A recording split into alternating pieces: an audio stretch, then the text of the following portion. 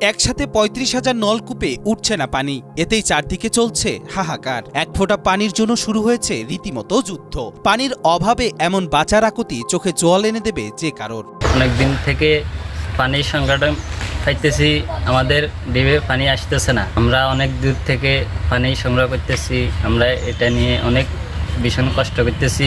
নোয়াখালীর সুবর্ণচর উপকূলীয় উপজেলার প্রতিটি প্রান্তে সুপেয় পানির জন্য চলছে হাহাকার। ভূগর্ভস্থ পানির স্তর নেমে গেছে অনেক নিচে। ২০ থেকে ২৫ ফুটের জায়গায় এখন ৪৫ থেকে ৫০ ফুট নিচে খুঁড়েও মিলছে না পানি। পুকুর, খাল, বিল, ঝিল সব শুকিয়ে গেছে।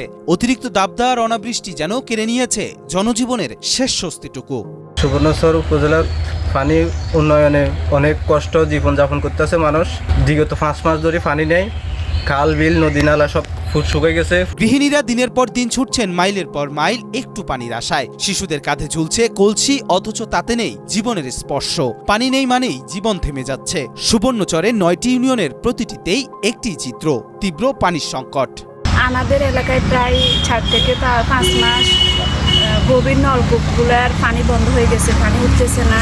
পানির অভাবে আমাদের খামার, গবাদি পশু অনেক সমস্যা হচ্ছে আমাদের পানির।